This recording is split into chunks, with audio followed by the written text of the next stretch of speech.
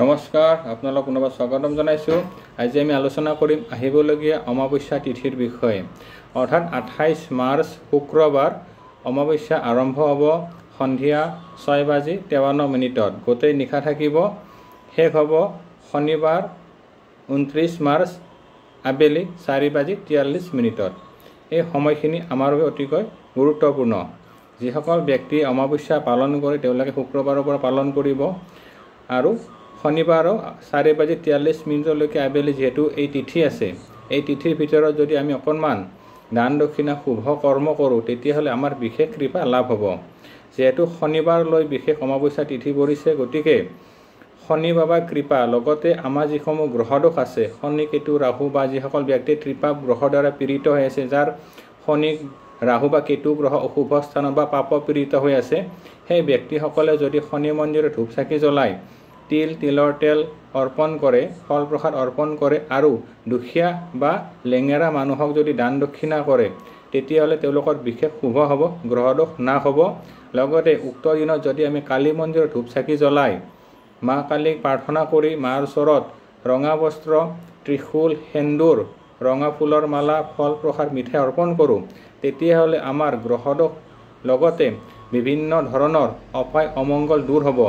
যিসকল ব্যক্তিয়ে পিতৃদোষৰ দ্বাৰা পীড়িত হৈ আছে তেওঁলোকে পিতৃৰ শান্তিৰ বাবে দুখীয়া মানুহক তিল দান কৰিব পাৰে, নাইবা কাউৰী বা চৰাই তিলৰ বস্তু খুৱাব পাৰে, নাইবা দুখীয়া মানুহক তিলৰ দ্বাৰা খোৱা বস্তু ৰান্ধি যদি দিব পাৰে তেতিয়াহ'লে বিশেষ শুভ হয়। আৰু যদি গাই গৰুক কল, গুড়, কেঁচা পাচলি খুৱাব পাৰে তেতিয়াহ'লে তেওঁলোকৰ মনৰ আশা পূৰ্ণ হ'ব, পাপগ্ৰহ পীড়িতৰ পৰা তেওঁলোকে মুক্তি লাভ কৰিবলৈ সক্ষম হ'ব, দেৱদোষ, পিতৃদোষ, গ্ৰহদোষৰ পৰা মুক্তি লাভ কৰিবলৈ সক্ষম হ'ব। আৰু ভগৱান শিৱক যদি প্ৰাৰ্থনা কৰে তেতিয়াহ'লে তেওঁলোকৰ ৰোগ আৰোগ্য নিশ্চয় হ'ব। অৰ্থাৎ আমাৰ 28 মাৰ্চ সন্ধিয়া 6:53 অমাৱস্যা লাগিব, গোটেই নিশা থাকিব। এই সময়খিনি যদি মানুহে ঘৰতে যদি ধূপ চাকি জ্বলাই মা কালী বা শিৱক প্ৰাৰ্থনা কৰে তেতিয়াহ'লে তেওঁলোকে বিশেষ শুভফল লাভ হ'ব।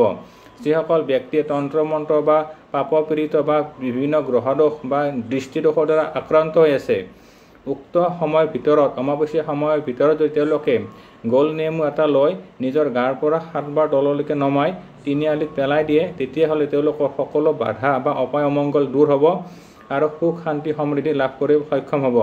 উক্ত দিনা নিজ গৃহত মা কালী, ভগৱান শিৱৰ নামত ধূপ চাকি জ্বলাই ৰঙা ফুলৰ মালা অৰ্পণ কৰিলেও তেতিয়া মা বিশেষ কৃপা হ'ব আৰু তেওঁলোকে বিশেষ শুভফল লাভ কৰিবলৈ সক্ষম হ'ব। অৰ্থাৎ এই অমাৱস্যাটো বিশেষ ডাঙৰ অমাৱস্যা, গতিকে উক্ত নিয়মসমূহ আপোনালোকে যদি কৰে তেতিয়াহ'লে বিশেষ শুভ হয়। যদি নিজৰ ঘৰত নকৰে ৰাজহুৱা মন্দিৰতো কৰিব পাৰে, কালী মন্দিৰ, শনি মন্দিৰ বা শিৱ মন্দিৰতো আপোনালোকে ধূপ চাকি জ্বলাই প্ৰাৰ্থনা কৰিলে নিশ্চয় শুভ হ'ব।